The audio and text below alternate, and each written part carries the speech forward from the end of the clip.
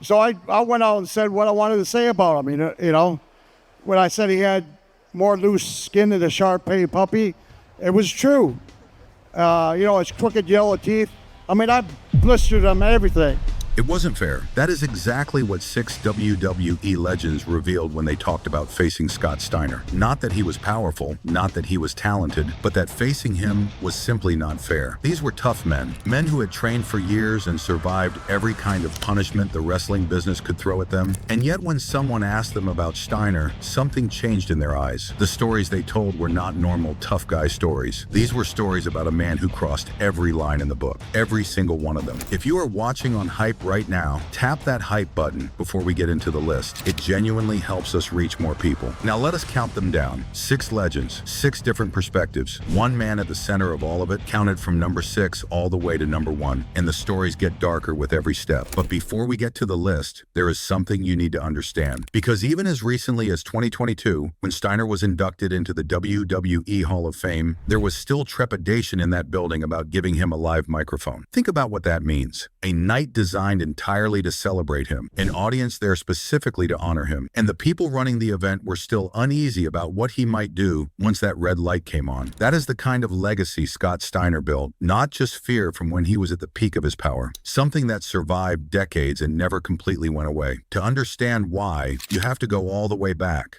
before any of the chaos, back to the University of Michigan in the 1980s, where a young man named Scott Carl Steiner was quietly building one of the most genuinely dangerous skill sets in the sport, not in a professional wrestling gym, in real competitive amateur wrestling, the kind where there are no scripts, no safety adjustments, and no second chances. Steiner competed in the Big Ten Conference, one of the hardest amateur wrestling leagues in the United States. His college career produced a record of 125 wins against 51 losses. He was a 3-time runner-up in the Big Ten Championship. In 1986, he earned All-American honors at the national level. The governing body of collegiate sport recognized him as one of the best amateur wrestlers in the country. He was not a large man pretending to be a fighter. He was the real thing. What that meant in practical terms was specific. Steiner knew how to hurt people, not from watching training clips or working with cooperative partners. He had spent years in real competition against genuine opponents, in a sport where the goal is to control your opponent through leverage, timing, and technical knowledge. He knew which joints move naturally and which ones collapse under the right pressure. He knew how to bring a larger man to the floor before that man even registered what was happening. That knowledge was permanent. It lived in his muscles and his reflexes and his instincts, and every single person in every professional wrestling locker room knew he had it. That kind of knowledge changes a room. In almost every other workplace on earth, physical capability is theoretical. You assume the person next to you could be dangerous, but nothing makes it concrete. In a professional wrestling locker room, the evidence is visible every single night. Everyone is watching everyone else work. Everyone understands exactly what the person across from them can do. And in that environment, knowing that Scott Steiner had the most verified, most tested, most genuinely demonstrated capacity for real physical harm in the building was not an abstract thought. It was a constant, present fact that reorganized every interaction. That creates a very specific kind of power. When Steiner told you to do something, you did it, not out of respect, not out of agreement, because saying no meant finding out how much of that university career transferred to a real confrontation, and nobody wanted to discover that answer firsthand. When Steiner broke into professional wrestling, he teamed with his older brother Rick, also a Michigan standout. Together they became the Steiner brothers, one of the most dominant tag teams of their era. But they also became something else. They became the locker room police. In wrestling, that phrase refers to the people who enforce unwritten rules through fear and physical punishment. They would hit younger wrestlers